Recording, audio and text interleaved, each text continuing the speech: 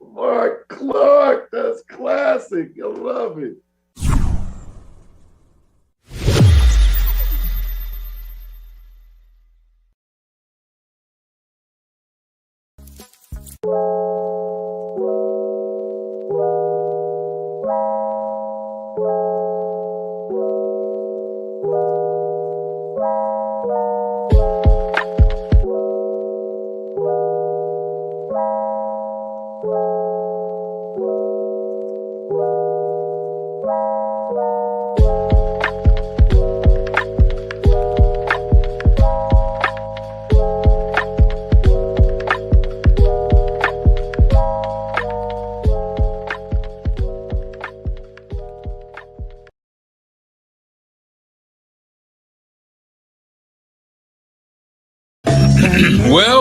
Well, Bootsy Vegas. What is going on, superstar? What's going on, superstar? Superstar? Is that what you're referring to me as today? Superstar Bootsy Vegas. Oh, wow. Sound like the check must be coming soon. How you doing, Mark? Superstar Bootsy Vegas. Now, Bootsy, way before you knew me. I knew those you before parody I knew songs. Let me say this. I knew you before I knew you, but go ahead, though. Way before you knew me and those parody songs. I was in St. Louis with a legendary DJ. And he was there when we started crafting songs like this. When St. Louis wanted a team, Bootsy, before they had a team. They lost the Cardinals, but they wanted a team so bad. Bootsy, I'm going to take you back to my infancy. Oh, wow. Of parody songs.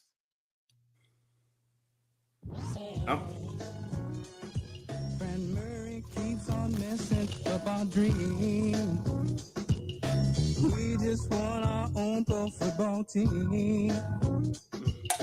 Cronky has the cash, so let's get paid. Yes, that was it, Bootsy. I know it's painful. That was it. But the show was much better. Ladies and gentlemen, without any further ado, one of my best friends forever, my brother from another mother, turntable brother. He's been rocking the mic for years. Ladies and gentlemen, one of the best that ever do it. The Tony Scott joins us. Tony Scott, how you doing, ladies and gentlemen? Make some noise.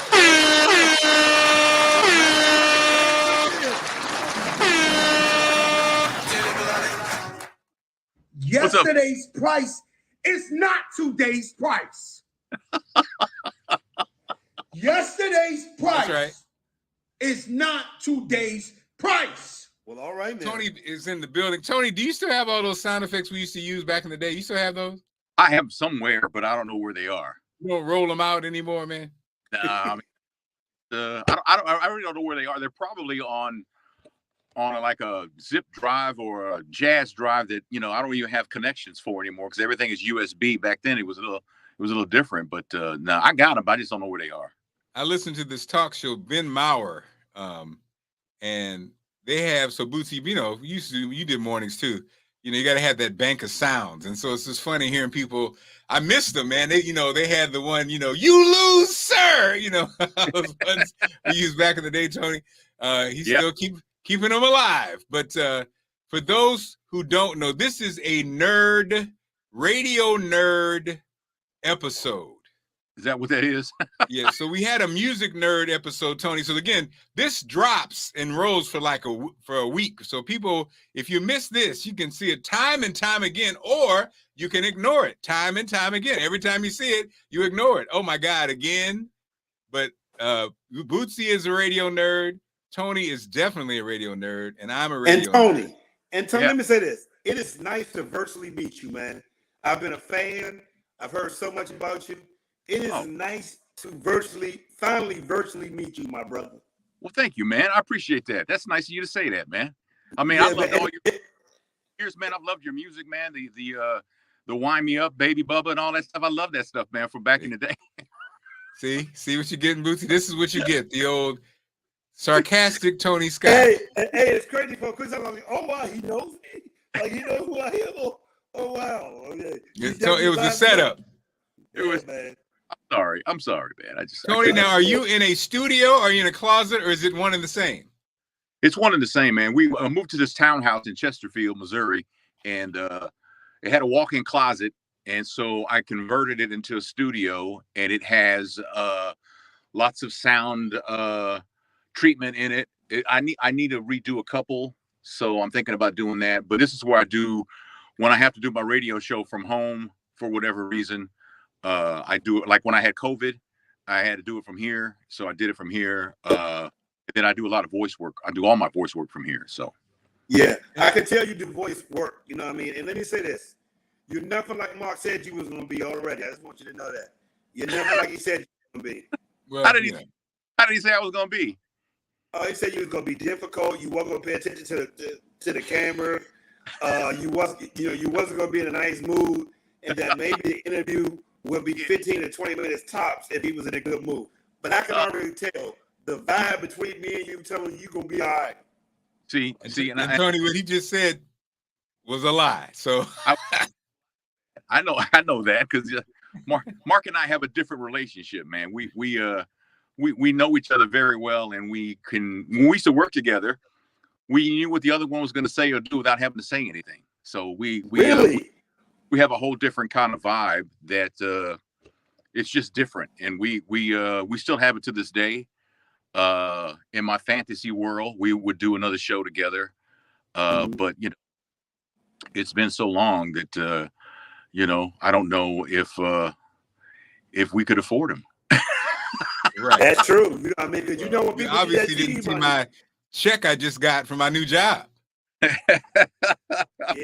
they start getting that TV money, Tony, they don't never come back to radio.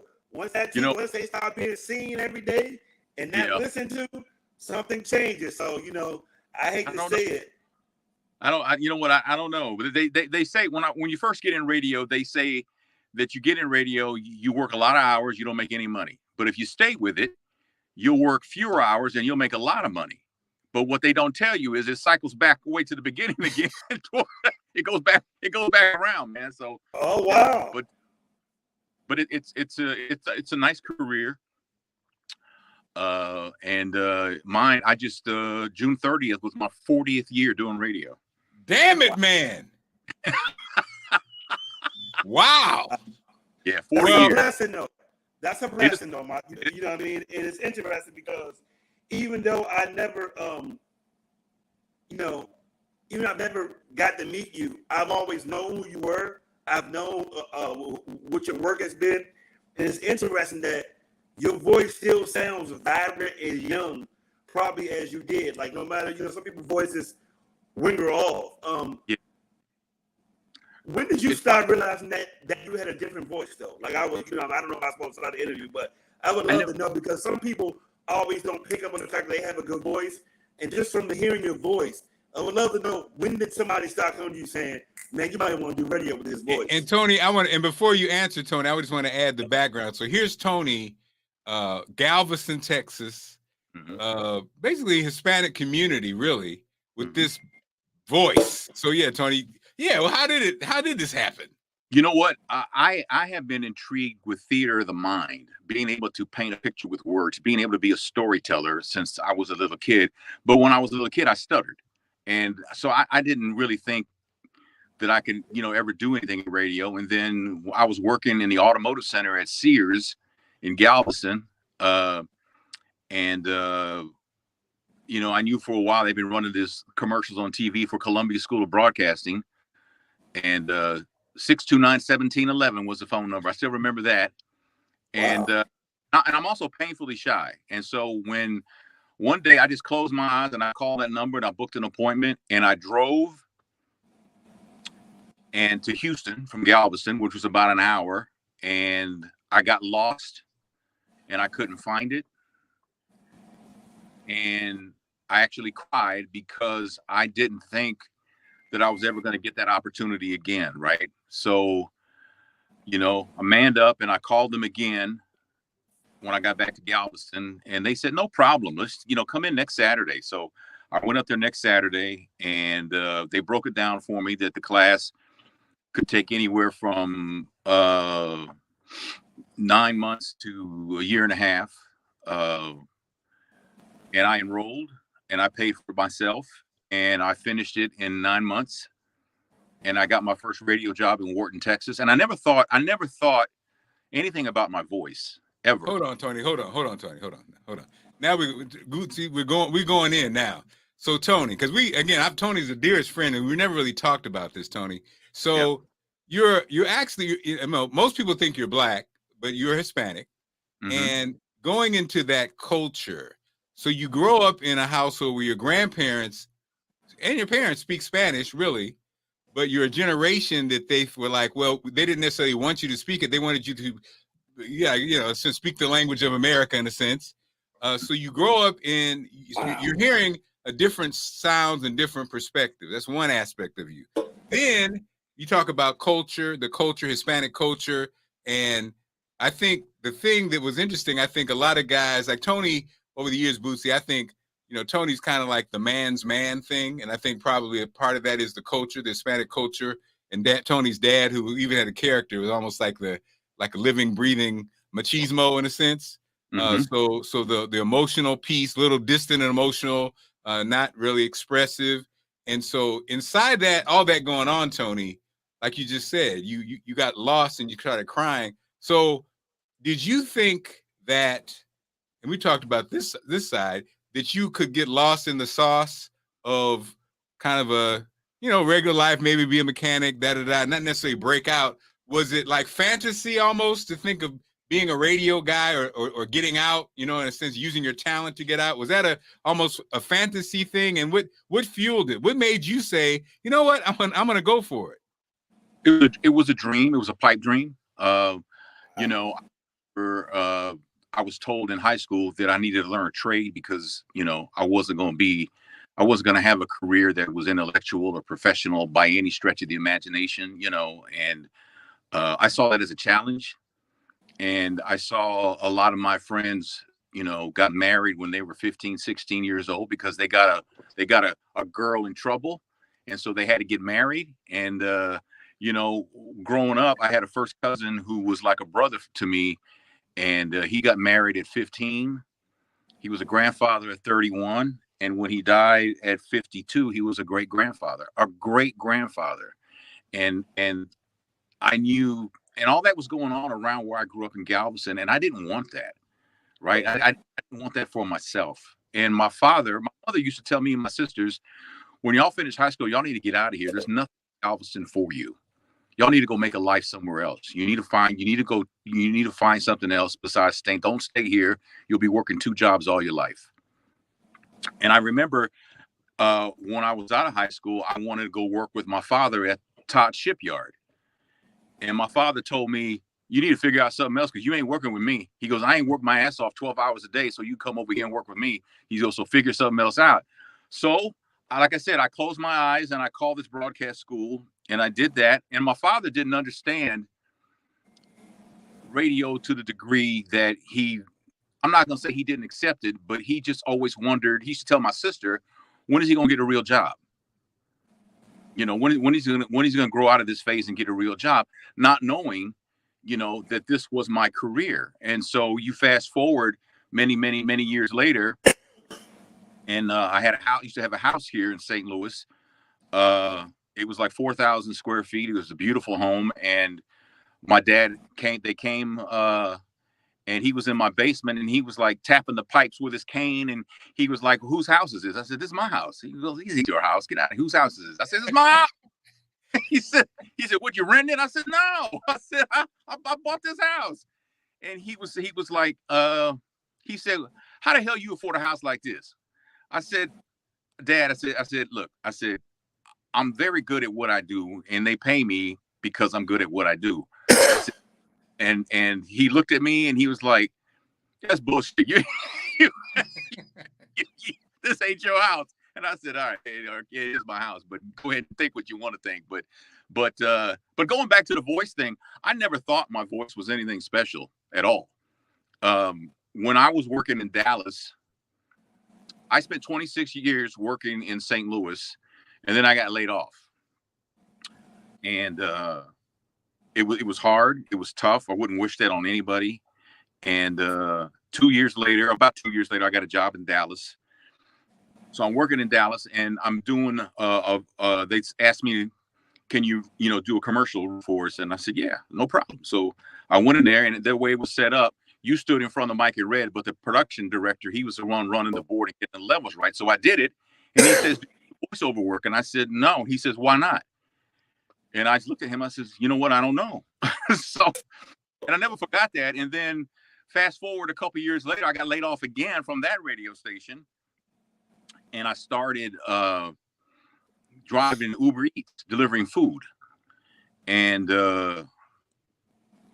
I gave myself some hernias from climbing stairs and all that, because I'm not in any kind of shape, right? So I got hernias, so I couldn't do Uber Eats anymore. So I was thinking, what can I do utilizing my skill set that I can make some money with? And then I remembered, JV telling me, why don't you do voiceover? So then I started noticing people were saying, "Man, that voice is money." And I was like, so I started doing voiceover work. But what I've learned is that there's a difference between voiceover work and radio commercial production. There's a huge difference, right? In radio. Can you elaborate on that, please, if possible? Because I would love to know. Huh? Can you elaborate on that? Because I actually don't know.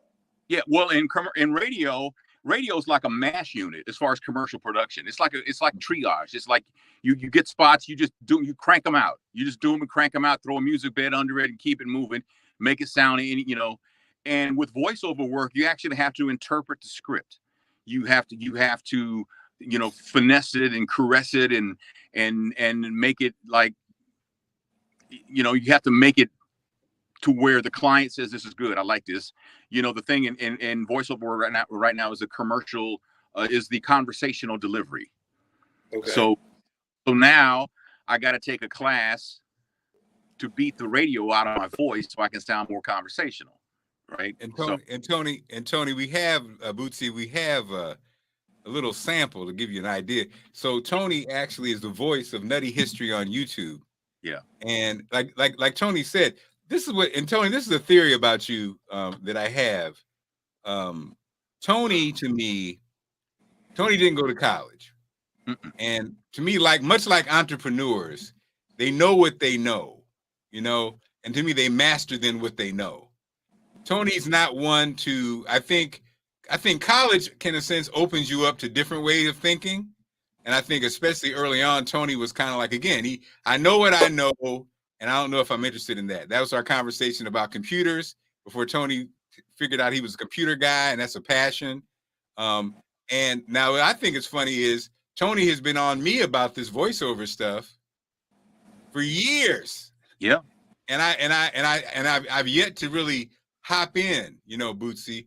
But as we know, I saw Tony start at the very beginning and just keep grinding and keep grinding and keep grinding. Next thing you know, he's on this Nutty History, which has hundreds of thousands of people views, and Tony's voice, he's killing it. And we had a chance to hear him, always with this great voice, like Tony said, this amazing voice, but now a more nuanced voice. So this is Tony. This is a sample of Nutty History. Time. From Menes to Cleopatra, pharaohs lived a lavish life and were treated like gods. They dined on the finest. Oh, sorry about that. What happened, Tony? I don't know. On his food and bathed in milk and honey. Thousands of workers were employed to construct their tombs, and they executed authority like no one before them. Naturally, some of them got carried away a bit too much.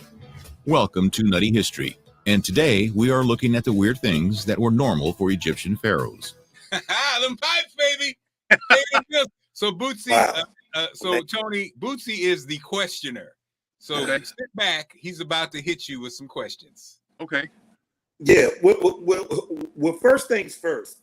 I would love to know, did you have a idol or somebody that you, I don't want to say idolized, but somebody that you respected and you listened to the most in voiceovers? You know what? Not really. There's a lot of people that I admire. The interesting thing is that there's a guy, a brother named Dave Fenoy, and Dave Fenoy is one of the top voice actors in the business. He was a voice of Lee Merritt for some video game, and he used to, when Hulu started, he was the voice you would hear when he first signed on and all the stuff like this, right?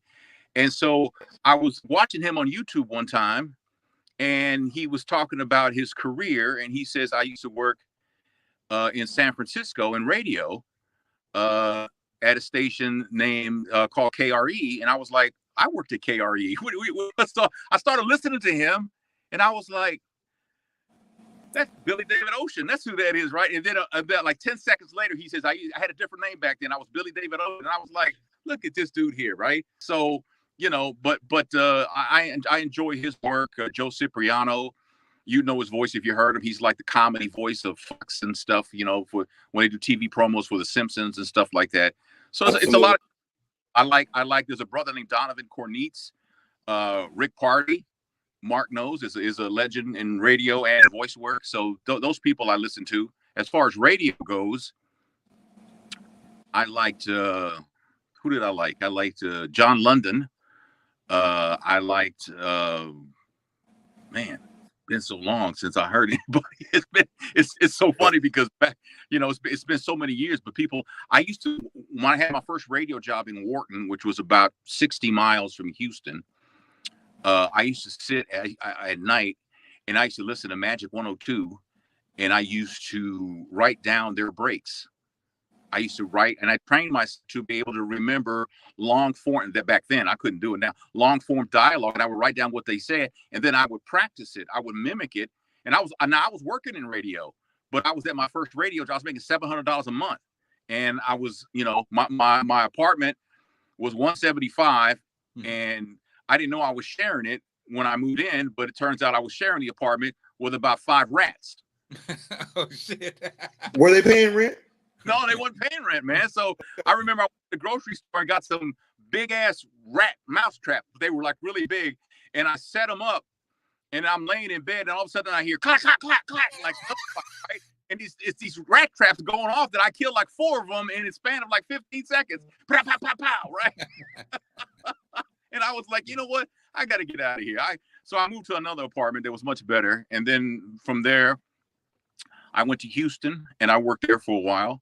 And then I went to San Francisco, and then I went to Detroit, and then I went to St. Louis for 26 years. And then I went to Dallas, and then I came back to St. Louis last November. Although I was doing St. Louis from Dallas because of COVID.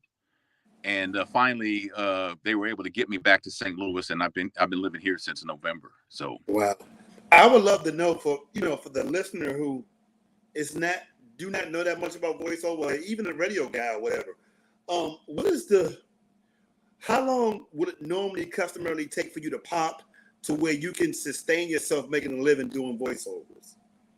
A long time, because like right now, I mean, I've been doing it for a few years, but really have zoned in on it maybe the last 2.5 years. But it's hard because you got, like I said, you have to interpret the script.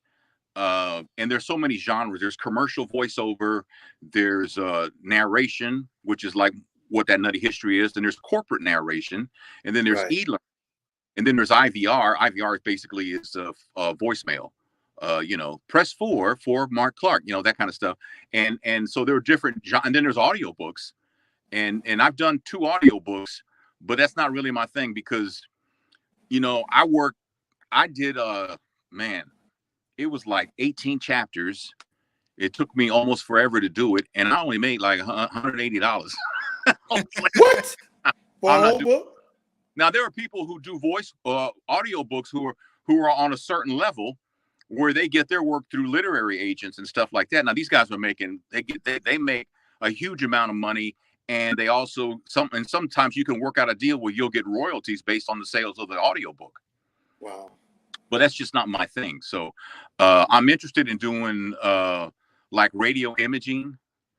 And so I'm thinking about taking this class. I'm not quite sure yet because I'm at a point now where I hate spending money because I know when I spend it, something's going to happen. I'm going to need it for something else. And then, my wife will have to work the pole on the weekends to get that money back. And it's like. So guys, so since this is the nerd show, and Tony, I been meaning to send this. I've been talking to you about this forever. You a little bit, Bootsy, but this to me is the gold standard of narration. So the actor Will Patton. You guys know Will Patton. Yeah. Will Patton. You know what I'm talking about, Tony? Bootsy. Yeah. He was in I'm talking about he was in the movie about the football coach here in the DC area, the famed football coach, the football movie with Denzel in it. Yeah, I know you're talking about. He played the opposing coach. Remember the Titans. And so he is the main voice guy for this author, James Lee Burke, who's now in his mid or late 80s. He's one of those old school great writers. And so you got a writer who's so descriptive and just paints, he's the kind of person you listen to his book and he's going to hit you with some history. He's going to hit you with the background on stuff, so the writing's amazing. And then Will Patton as the narrator, it's like, to me, this is one of the best combinations that's out there. And so finally I get a chance to play for you, Tony. This was the Tin Roof Blowdown. This is based in, and basically the character Dave Robichaux, he's from Louisiana. This was right around Katrina, like the fallout from Katrina, story taking place where New Orleans is a mess and different sides of towns are going on. And again, I just want to play a little sample just to let you know, for those who, again, are watching, want to be a narrator. To me, Will Patton, the way he handles this book and the combination is amazing. Prostate biopsy can result in so much damage to a person's life. Most people don't even understand the terminology. Plus, he does not wish to rob others of their faith in the exactitude of medical science. To do so is, in a way, the same as robbing them of the only belief system they have. The Gleason scale had indicated that the cancer had not spread outside the prostate. As a consequence, the surgeon had elected not to take out the erectile nerve. The positive margins left behind went into the lymph nodes and the seminal vessels. Natalia flattens herself against him, pressing her loins tightly into his back, and he feels desires stirring in him that he tries not to recognize. Perhaps. Okay, that's enough, gentlemen. Don't get you worked up. No, but the writing and just the way he breaks it down is like, and then he does multiple characters. So like I said, Tony, it's really like you are an actor. Yeah, it's a voice. Call it voice acting. Yeah, absolutely. And that's why you can't fake it. I think so. That's the main thing. You can't fake. As Tony knows, I will take a shortcut and try to fake. You can't fake it. You got to put the work in, right? Yeah, you do have to put the work in. And I know you guys probably watch Dateline on NBC, and there's a guy named Keith Morrison. And if you ever are driving for a long distance, pull up a Dateline podcast that he's narrating, and he's like next level. He's like next level. He's like Will Patton. He's on a whole nother level. But he's narrating. He's not telling the story like Will is, but he is working some magic that pulls you in, and it's incredible. And he's somebody to aspire to. But there's a lot of great talent out there. Anybody can do voiceover now. You don't have to have this voice anymore. You just have to be able to relate. And but you're going to need a lot of coaching, and you're going to need, because a lot of times people get in voiceover and they think, well, I have to hit every word. Like, I'm becoming the next generational star. It's not, you just talk like you talk, right? And it's not becoming, it's becoming, it's becoming a pain in the butt, right? Not becoming a pain. Nobody says becoming a pain in the butt. And it's kind of like in radio for a while, because in radio, we have a guy that does news for us at the station, and he's never done radio before. And he he'll do the weather and he'll say, 30% chance of precipitation. And I pulled him to the side. I said, dude, nobody says precipitation, man. I said, just say rain. I said, and you don't need to say low's going to be 38 degrees. Just say low 38. People know what you're talking about, man. I said, this is a conversation you're having with the listeners. You don't have to hit every word like that. I said, just relax, slow down, and just have a conversation with the listener about what you have in front of you on the copy. Mm-hmm. That's all you want to do. I said, but it's not going to happen in a day, and it's not going to happen in a month. May not happen in a year unless you work really hard at it. You have to work very hard at doing it. And I remember, when I went to Dallas, the guy that owned the station, because he only owned it, he's a rarity because, corporations own radio stations. This man owned 2 radio stations in Dallas. And he told me that, I heard you're a great storyteller. This is when I came for the interview. He said, I heard you're a great storyteller. And so we talked and all that. And he says, you're right. They're right. You are a great story. And I remember I called a friend of mine, Doc Winter, and I said, they told me I'm a great storyteller.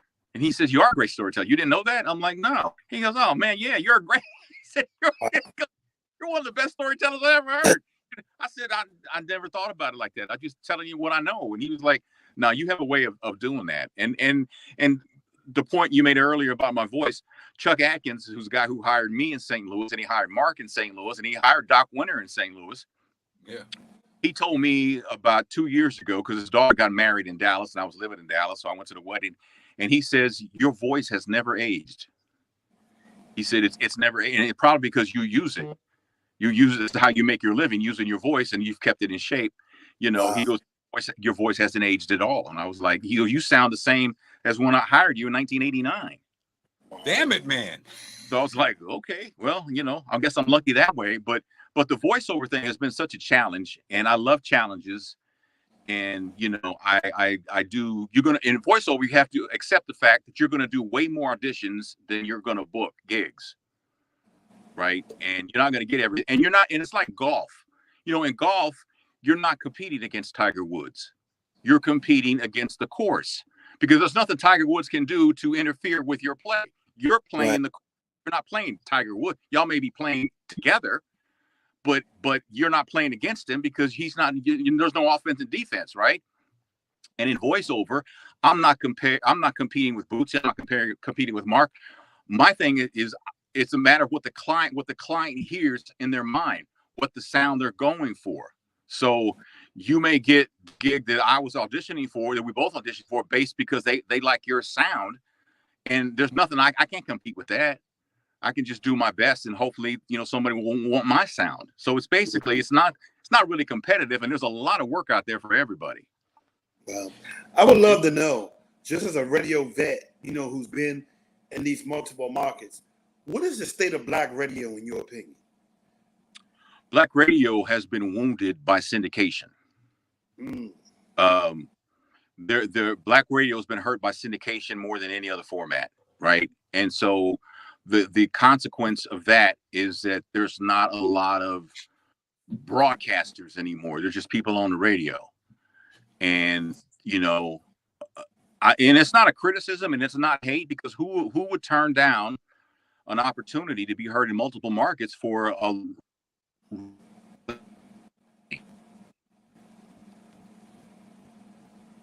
it's hurt black radio more than any other format, because you think about it like this, and this is not shade.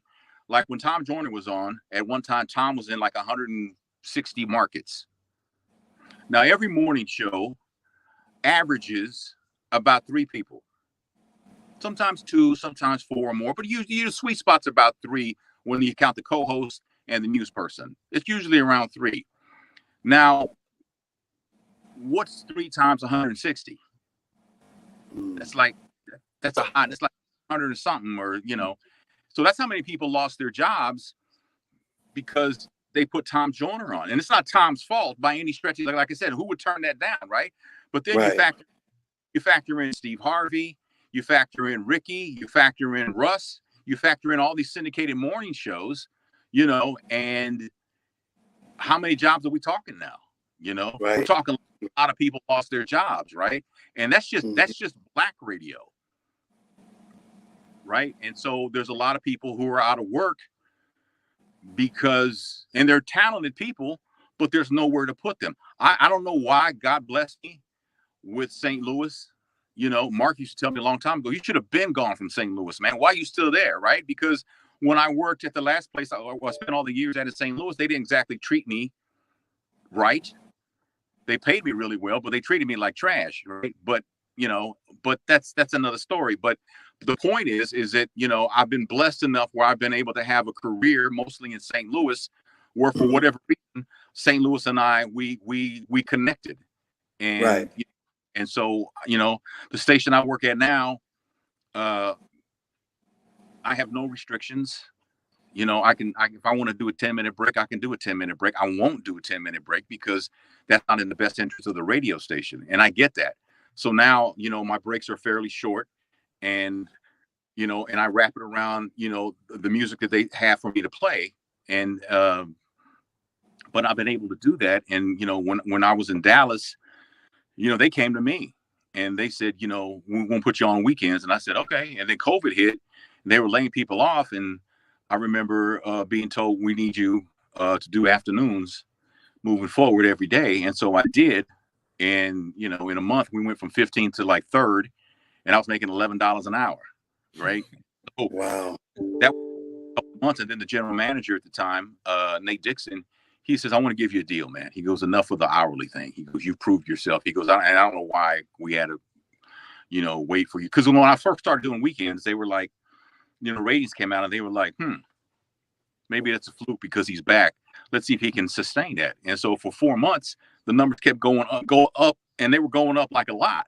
And they were like, this is insane, right? And it was like, you know, but it's me. These people, for some reason, I resonate with them, and so they're very loyal to me, and I don't take that for granted. I did for a long time back in my younger days, Lewis, but now, you know, I cherish every moment, and you know, it's like yesterday, we got a new cleaning company that's gonna, you know, custodial company is coming in to clean the place, and they're walking around looking, and they looked at my studio, and I was, you know. And so I got up and I walked. I opened the door. I said, what y'all want, man?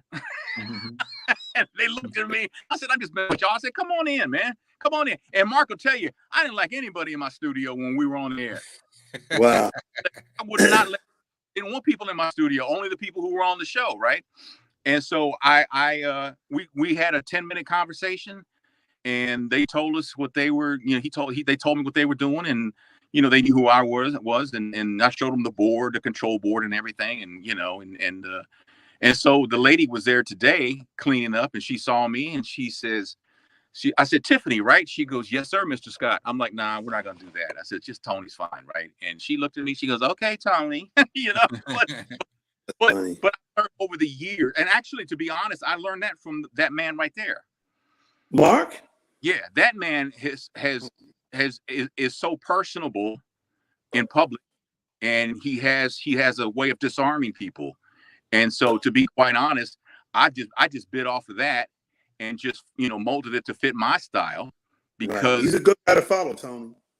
Yeah, you know, and when we worked together, you know, he would, during the week, now we went on there at 5:30, and he knowing that he'd be out, and he'd go and sit in a club with his saxophone or his guitar, sit in with a band, and knowing he had to be working 5:30. But that's what. So, and I stayed home and just worked on the show. I came up with the topics. I came up with all this, but it was a good trade-off because I didn't like doing that. I didn't like that, right? So he did it, and so we had a good little working thing. I'd work on the show. He would work on the PR, and we were gold, right? So it worked perfect for us because he likes being out. And I didn't really care for it, you know. I would rather go to an event like a while back for Easter. There was an Easter egg hunt in Delwood, one of the suburbs, mostly black suburb, and I like going to those because that's when I can really meet my listeners, right? And so I'm there, and this man, you know, I'm talking to this man, and he said, man, he goes, I didn't know you do stuff like this, man. I'd have paid you to come to do our Easter egg hunt. And I said, well, where is it? He's just over in Hanley Hills. And I said, well, what time does it start? And he says about 12, and it's like, you know, 10:45. And I said, I'll come by. I said, just give me directions and I'll be happy to come by. And he says, are you serious? I'm like, yeah, man. I said, I'll come. So I went by, but I always tell myself, I tell myself, you have to push yourself, Tony. You have to get out of your comfort zone, because when they pay us, we haven't done them since COVID, but at one time they would pay us like $200 an hour to be at a beauty supply store for 2 hours, right? And I would go to these things, but on the way there, I'd have to talk myself into doing it because I'm just that shy where I just, when I'm not working, I just want to be left alone, right? So I have to put. And for many times I would in my car, and I never told him this before. No, you did not. I would tell myself, well, how would Mark do this, right? Mark would go out there and be happy and show people that I'm a great guy and all that. I said, well, I can do that. So I would go and I would do it. And when it was over, I didn't regret doing it, right? But I learned that from him. Well, I never knew this. This is a new bar. Who knew? Wow. Mark mellowed me out, right?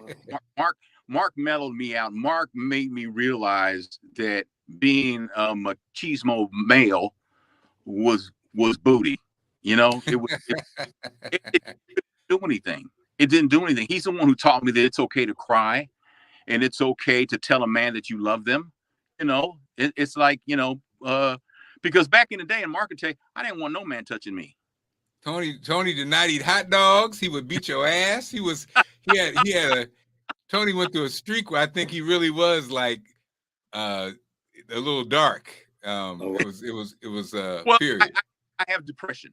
I have clinical depression, and I try. I don't want to hide behind it or anything, but I take medication, and I started taking medication when Mark and I started working together. So they were adjusting my medication, and one day, we were on the air, and there was something wrong, and he just said, "Hey, man, go home." And I just stood there and looked at him, and he said, "Hey, dude," he said. I said, "What?" He said, "Did you hear me?" I'm like, "No, what'd you say?" He said, "Go home." He said, go. He goes, "Dude, you're just standing out staring in space, man." He said, "You need to go home." He goes, "You need to call your doctor because your medication is too much." He goes, you have zoned out, man." He says, "Go home." So I went home and called my doctor, and they changed my medication, and it was all good. But yeah, I started taking medication when we started working together, and he had more empathy for my situation, and we didn't even know each other that well when I first started on medication. But he had enough empathy for me that showed me that this dude he's real. He's as real as it gets. And so it's not an act when he does that. No.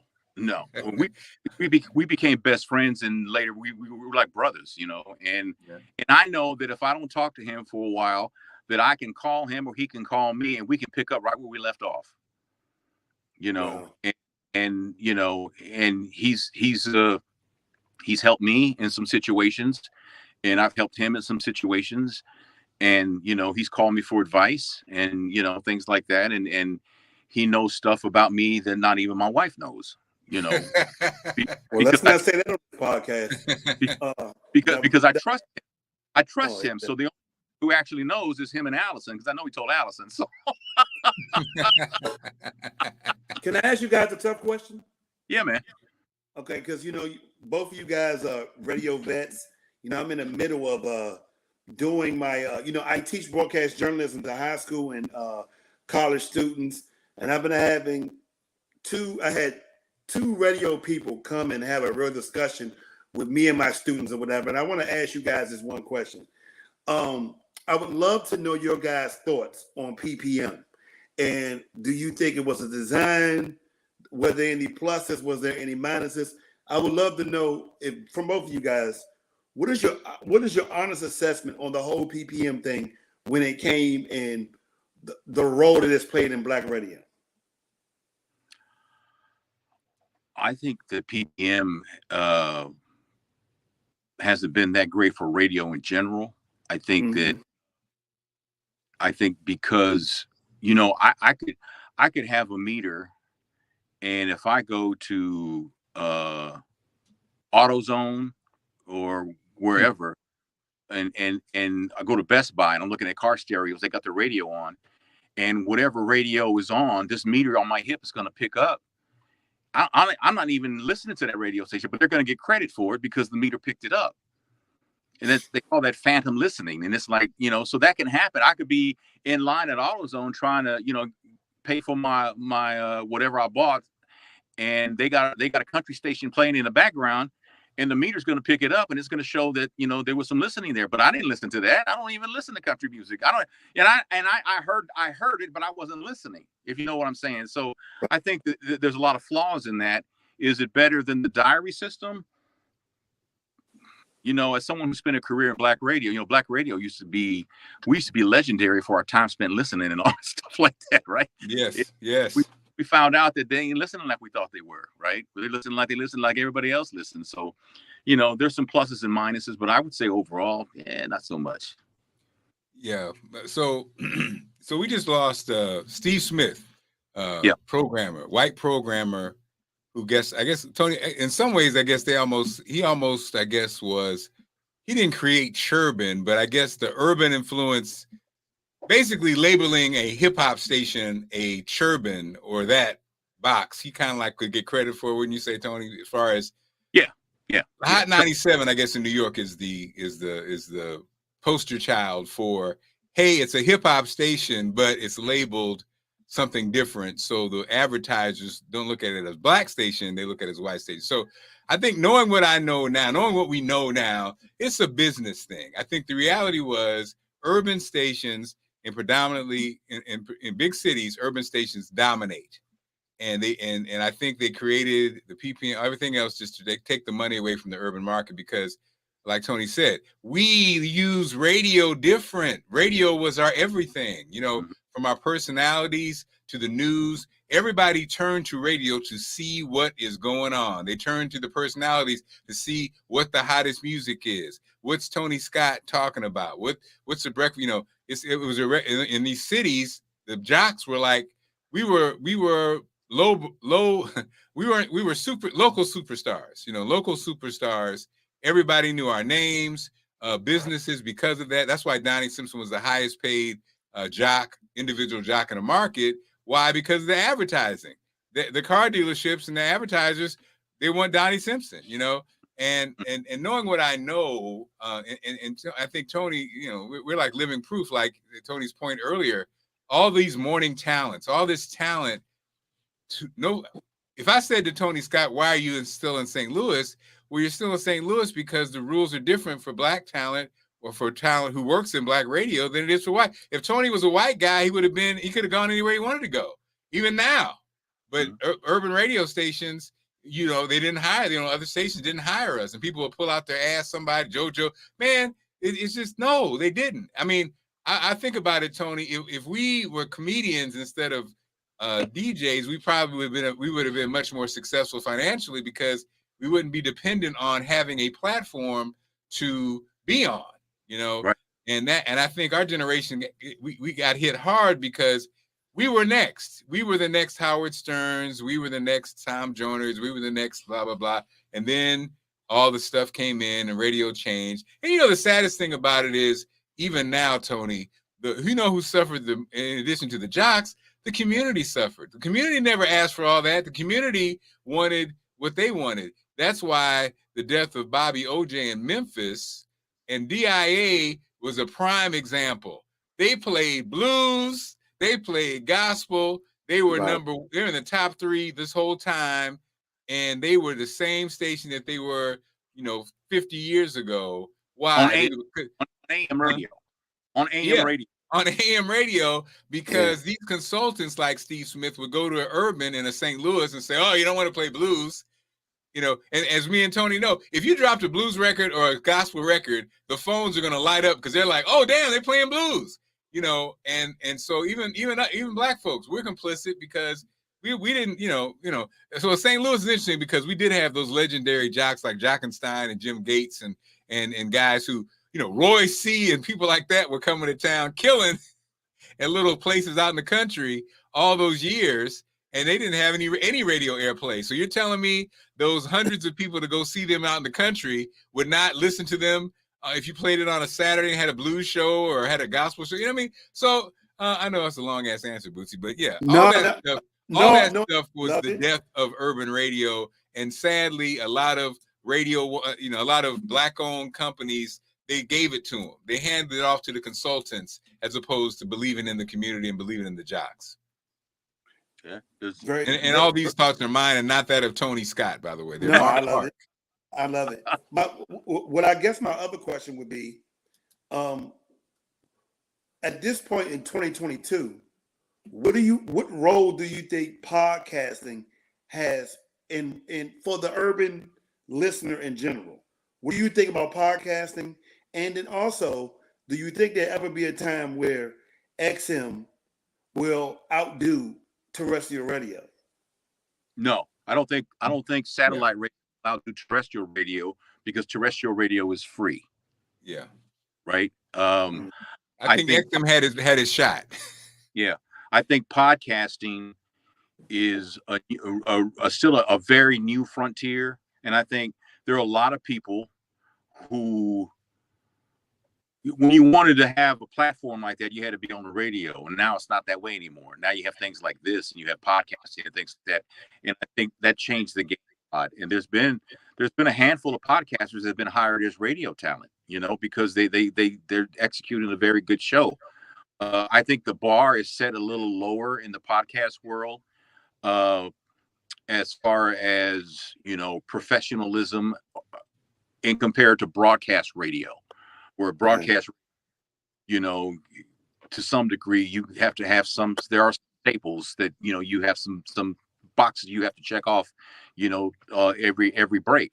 You have to identify the radio station. Well, on a podcast, you ain't got to do that. The only thing a podcast has to have is great audio, right? And video, because I coach some people with that. 50% of a great video like this is the audio. The audio, right? People will put up with a grainy picture and stuff like that, but they will not put up with bad audio. They just ain't here for it. They just, and they, and the way things are now, you could do this show and if you got one of these roadcasters, and you get a burner phone, you give out that number and you can pair it Bluetooth through the roadcaster and you can take phone calls and do a show. And it's like, right. And the only thing you can't do is play copyrighted music. Otherwise they'll take you down. Right. Right. But as soon as they figure that out, that's going to be another thing too. And it's going to hurt radio, I think. But radio. But Tony, that's a very interesting point that you're making, because I have this theory as well. To me, I really think that with radio, urban radio, just radio in general, I'm fascinated on how now it's all these restrictions on YouTube for music. At first I was thinking with podcasting and that it was very, especially when COVID came and the DJ, I forgot his name, D Nice was, streaming, DJing online, and it became really big. I was fascinated when they started censoring music online, and I thought that must be an attack on podcasting, on freedom in general, because I was thinking, okay, well, if I can play music and podcasts, I could just do my own show in general. And that I was really fascinated on the fact that there's so much censorship with YouTube now and videos just in general. That is very fascinating. Like, two things are fascinating to me. The first thing fascinating is the fact that they can break down a penny 12 times for streaming. Like, I would love to know who was in the room and say, you know what? Let's break the penny down 12 times. So 12 times, and then you get one cent. That was one thing. The other thing was how all of a sudden they just started pulling everybody's music off the social media sites. At first it was, because what artists would not want their stuff promoted? It just seemed like it's more censorship more than ever. And it seems like it is to narrow the opportunities for podcasts and all that. I would love to know your perspective on that. The 12 cent on the penny, and then the censorship of YouTube and music videos. Yeah. Well, the 12 cent on a penny is ridiculous. I mean, that's crazy, bro. It should be higher, but it's not. It'll change, but by the time it gets to somewhere that's satisfactory, the bar would have been moved, and it needs to be. It could have been here. Now it's over. Now it needs to be over here. Right. And so that the thing about censorship with music on social media platforms, a lot of musicians don't have a problem with it, but they don't own their music. Some do, some don't, right? Record companies are the ones who get the music taken down. But these days, I think in 2022, you have these algorithms that search out this copyrighted music. And when they find it, they go, aha, you don't have permission to use this music for anything. And I understand that, right? Because if you have a YouTube channel and it's monetized, and you'll get paid based on views. And I used to be a YouTube partner, so I used to make a little bit of money doing that. If you're using the instrumental to an Usher song, and you're making money, how come Usher's not making money? Because that's his song, and you're using his song, and he's got a copyright on it. Do you have permission to use his song? No, you don't have permission to use his song. And that's what record companies are doing. That's what they say they're doing. Mm-hmm. You can make a case that that's a bunch of crap, but essentially that's what they're going with, and it's working for them. So these algorithms, because I've talked to people, I coach people, and they say, well, I never got my music taken down. I said, that's because they haven't caught up with you yet. I said, but they will eventually. And then when they do, they're going to take it down. I've known people who said their Facebook Live was taken down in the middle of what they were doing because they were playing this music in the background and stuff like that garnered them a strike. So, you have to, and then some people will say, you post, I do not own the rights to this music. That does absolutely nothing. I talked to an entertainment lawyer one time about that, and he says, yeah, that doesn't mean anything. That does not protect you. That doesn't do anything for you. He says, when I look at it, he goes, I just laugh because I don't know who put that out there like that, but it absolutely does not work. That doesn't do anything other than you typing and using the energy to put that up there.